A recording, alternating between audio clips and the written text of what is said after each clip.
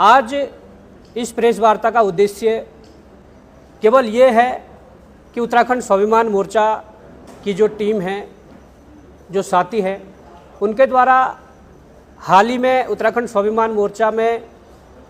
प्रदेश के विभिन्न जिलों में जाकर उत्तराखंड स्वाभिमान मोर्चा का विस्तार को लेकर एक मुहिम छेड़ी है और उस मुहिम में सर्वप्रथम हमारे द्वारा उत्तराखंड स्वाभिमान मोर्चा के द्वारा देहरादून जिले को 3 भागों में बांटा गया है। और देहरादून जिले में सबसे पहले पूर्वी देहरादून, जिसमें कि डोईवाला और ऋषिकेश की जो विधानसभा हैं उन्हें जोड़ा गया है, और दूसरा पार्ट जो पश्चिमी देहरादून है उसमें सहसपुर, विकासनगर और चकराता को रखा गया है, और जो तीसरा है मध्य देहरादून जिसे हम कहेंगे, उसमें 5 विधानसभाएं हैं, जिसमें धर्मपुर, रायपुर, कैंट, राजपुर और मसूरी है। तो पूर्व में हमारे द्वारा सर्वप्रथम ऋषिकेश में बैठक हुई थी और पूर्वी देहरादून की जिला कार्यकारिणी गठित की गई थी। उसके बाद हमने पश्चिमी देहरादून में सेलाकुई में एक बैठक की और वहाँ पर पश्चिमी देहरादून की एक कार्यकारिणी गठित की गई, जिसमें कि हमारे जो अध्यक्ष उस समय नियुक्त हुए थे, पश्चिमी देहरादून में जिसमें 3 विधानसभाएं हैं, आदरणीय निरंजन चौहान जी को अध्यक्ष के रूप में नियुक्त किया था, और जो पूर्वी देहरादून है जिसमें ऋषिकेश और डोईवाला विधानसभा आती है, उसमें आदरणीय पोखरियाल जी को अध्यक्ष के रूप में नियुक्त किया गया था। फिर जब मध्य देहरादून की बारी आई तो उसमें 5 विधानसभाएं थी और देहरादून डिस्ट्रिक्ट में कुल 10 विधानसभाएं होने के बावजूद जितनी 5 सीटें इस मध्य देहरादून में हैं वो अब बड़ी महत्वपूर्ण हैं, और उसको लेकर मैं आप सबको बड़े हर्ष के साथ इस बात को बताना चाहूँगा कि हमारी टीम ने सर्वसहमति से हमारे साथ काफ़ी समय से जो व्यक्ति लगे हुए थे, जिस व्यक्ति ने अपने कार्यों से सब लोगों को प्रभावित भी किया और कहीं ना कहीं जो कार्य किए वो समाज हित में थे, तो हमारे टीम ने सर्वसहमति से एक नाम, जो नाम है आदरणीय राम कुमार शंखधर जी, आपको देहरादून मध्य जो मैं महानगर कहूँगा या 5 विधानसभाएं जिसमें हैं उनके जिलाध्यक्ष के रूप में आपको सर्वसहमति से नियुक्त किया गया है, और आपको बहुत बहुत बधाई उत्तराखंड स्वाभिमान मोर्चा की तरफ से। और इसके अलावा इस देश में जब देश आज़ाद हुआ और जब यहाँ की सरकारें बनी थी तो हमारे एक प्रधानमंत्री हुआ करते थे जो हमारे आदर्श भी हैं, लाल बहादुर शास्त्री जी। उनका एक नारा था कि जय जवान जय किसान, और ये वास्तविकता है कि ये देश अगर चल रहा है, ये देश अगर सुरक्षित है, ये देश अगर आगे बढ़ रहा है तो उसमें जवानों की और किसानों की बहुत अहम योगदान है और बहुत अहम भूमिका है। और हमारे तो गार्जियन के रूप में कहो या आशीर्वाद देने वालों में कहो या मार्गदर्शक के रूप में कहो, आपने देखा होगा कि जब से हमने भी चुनाव लड़ा है, सबसे बड़ी तादाद में अगर हमारे साथ कोई खड़ा था आशीर्वाद देने के लिए, सहयोग करने के लिए, समर्थन करने के लिए, मार्गदर्शन करने के लिए, तो उसमें पूर्व सैनिकों की बहुत बड़ी भूमिका थी। और इसके अलावा जो पोस्टल बैलेट हमारे लिए भी आया था, तो उसमें जब हमने सैनिकों के पोस्टल बैलेट जब खोल कर देखे जो वर्तमान में तैनात है इस देश की सरहदों पर, तो उससे उस रिजल्ट ने दिल को गदगद कर दिया, हृदय को गदगद कर दिया, क्योंकि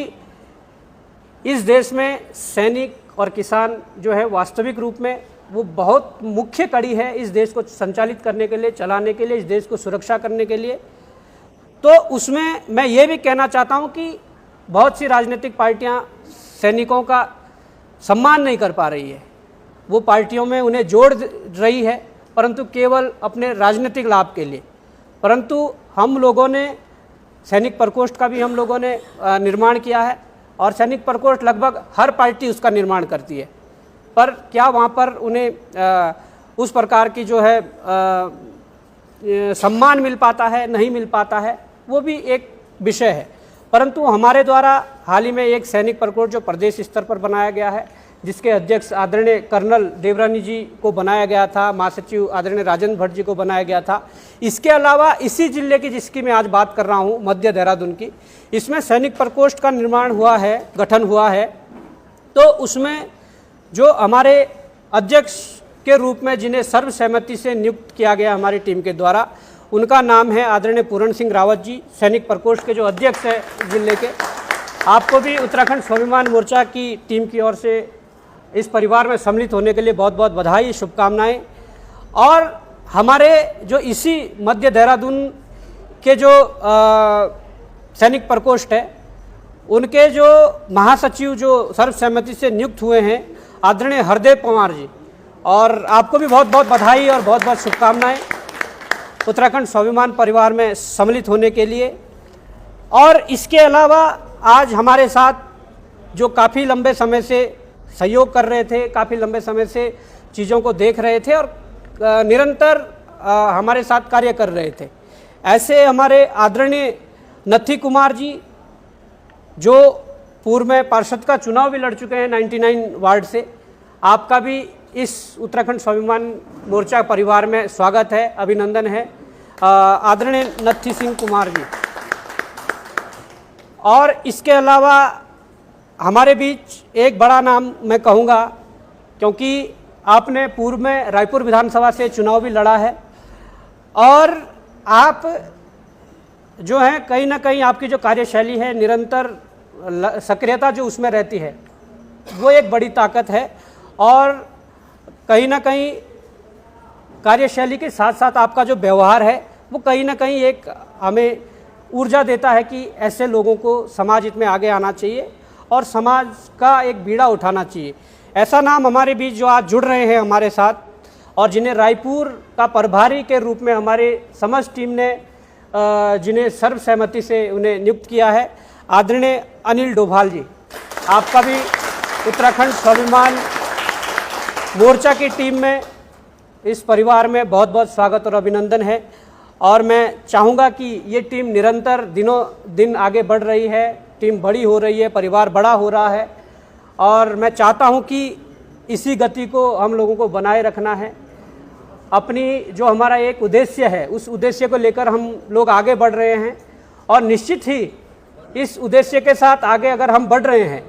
तो एक ऐसा उद्देश्य जो उत्तराखंड प्रदेश के लिए कहीं ना कहीं हम एक बेहतर प्रदेश बनाने की मुहिम में जुड़े हुए हैं। और ये कोशिश है, ये कोशिश उन सब लोगों के द्वारा की जा रही है, चाहे भाई हमारे मोहित दिमरी जी हो, इन्होंने इस प्रदेश के अंदर एक अलग जगाई कि हमारी भूमि बिक रही है, हमारे मूल निवासियों का हक खत्म किया जा रहा है। तमाम प्रकार की ये लड़ाइयाँ जो मोहित भाई ने इस प्रदेश के अंदर एक अलग जगाई, तो उससे ये साबित होता है कि एक नया विचार इस उत्तराखंड के अंदर उत्पन्न हुआ है, एक नया विचार आया है। और जब हम लोगों ने भी पेपर लीक से लेकर रोजगार से लेकर तमाम प्रकार के भ्रष्टाचार की लड़ाई हमने लड़ी, और उसके अलावा मैं जब देखता था तो आदरणीय चौहान जी के द्वारा दिन प्रतिदिन पछुआ दून में बहुत सी इनकी जो टीम है, अभी कुछ लोग यहाँ पर भी आए हैं, उनके भी नाम अभी आपको बताएंगे। पछुआ दून से भी चाहे हमारी महिला शक्ति के रूप में महिला मोर्चा जी उपाध्यक्ष हैं आशा रावत जी, या महासचिव है धनंजय बिष्ट जी और नरेंद्र नेगी जी है। तो ये तमाम ऐसे लोग हैं, क्योंकि पछुआ दून से मेरा इसलिए नाता है कि जब मैं घर के लिए आता जाता हूँ तो वो रास्ता पड़ता है, तो वहाँ बहुत से ऐसे कार्यक्रम शेलाकुई में चाहे इंडस्ट्री में हो रहे अत्याचार को लेकर वर्करों के साथ, वहाँ पर सबसे बड़ा शीशमबाड़ा जो कूड़ादान है उसके लिए, या वहाँ पर आए दिन हो रहे एक्सीडेंट, जो तमाम प्रकार के ऐसे जनहित के मुद्दे, उनके लिए आप लोग लगातार संघर्षरत हैं। और मुझे बड़ी खुशी है कि ऐसी टीम इस उत्तराखंड स्वाभिमान मोर्चा को मिल रही है और हमसे भी कुछ लोग प्रभावित होकर यहाँ पर आए हैं, कुछ लोग मोहित भाई से प्रभावित होकर यहाँ पर आए हैं, कर्नल साहब से प्रभावित होकर आए हैं। तो दिन प्रतिदिन परिवार बढ़ रहा है और मुझे उम्मीद है कि जिस आशा की किरण को हम देख रहे हैं, जिस उद्देश्य के लिए आगे बढ़ रहे हैं, अगर इसी प्रकार से हमारी समस्त टीम मिलजुल कर काम करेगी तो निश्चित तौर पर एक बड़े उद्देश्य के लिए जो हम काम कर रहे हैं वो सफल होगा। और इसके साथ साथ मैं ये भी कहना चाहूँगा कि जो आगामी पंचायत चुनाव चल रहे हैं, यहाँ पर जो खासकर दो पार्टियां हैं भाजपा और कांग्रेस, उन्होंने कमर कसी है तमाम अखबारों की सुर्खियां बनी हुई है, तमाम मीडिया चैनलों की सुर्खियां बनी हुई है। पर मैं भी यही कहना चाहता हूं प्रदेश की जनता से, खासकर प्रदेश के युवा साथियों से, वो युवा साथी हमारे युवा साथी हो या युवतियां हो, उन लोगों से निवेदन करना चाहूँगा कि आप बड़े मात्रा में इस पंचायत चुनाव में भागीदारी करें, प्रतिभाग करें और इन दलों से हटकर आप करें तो ज़्यादा बेहतर है, क्योंकि दलों का तो रोल जब सिंबल नहीं मिल रहा तो इसमें है नहीं। पर आप अगर इस तरीके से करोगे तो कई प्रदेश भर में कई ऐसे ब्लॉक हैं, कई ऐसे जिले हैं जहां हमारे कुछ नेताओं ने अपने आप को पारिवारिक सीटें बना ली है,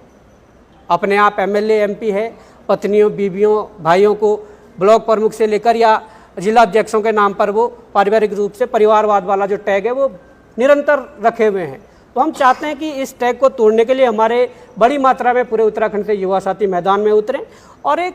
अच्छा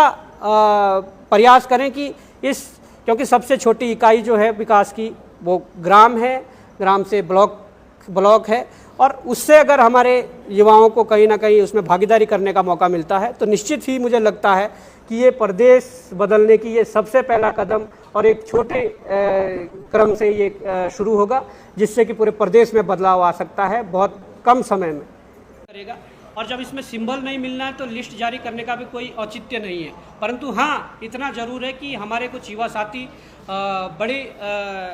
मात्रा में उतर रहे हैं, अलग अलग डिस्ट्रिक्टों से, कुछ जिला पंचायत पे भी उतर रहे हैं, कुछ क्षेत्र पंचायत पे भी उतर रहे हैं, कोई ब्लॉक प्रमुख के भी दावेदार हैं और कुछ जिला पंचायत अध्यक्ष के भी दावेदार हैं। निश्चित तौर पर उन्हें अप्रत्यक्ष रूप से कहो या ये कहो तो उनके लिए सहयोग मोर्चे का रहेगा और पूरे प्रदेश में जहाँ जहाँ भी उतर रहे हैं उनको पूरी तरीके से सहयोग किया जाएगा। त्रिस्तरीय पंचायत चुनाव को 2 चरणों में सरकार कराने जा रही है। निर्वाचन जो आयोग है उसने 2 चरणों में कराने का इसको निर्णय लिया है। इसके पीछे कुछ मंशा देख रहे हैं आप सरकार? देखिए, हम भी जब से चुनाव को देख रहे हैं तब से त्रिस्तरीय पंचायत चुनाव एक ही चरण में होता था और वो इसलिए होता था कि इतना बड़ा स्टेट भी नहीं है और इतनी सारी वो भी नहीं है कि इन्हें 2 या 3 चरणों में कराया जा सके। परंतु सरकार डरी हुई है, भाजपा डरी हुई है और वो चाहती है कि हम सरकारी मशीनरी का दुरुपयोग करके हम ज़्यादा से ज़्यादा चरणों में इस चुनाव को कराएं, जिससे कि हम अपनी जो सरकारी मशीनरी है उसका दुरुपयोग करके अपने आप को लाभ पहुंचा सकें। ये भाजपा का एजेंडा है और ये आज से नहीं, ये शुरू से ही एजेंडा रहा है।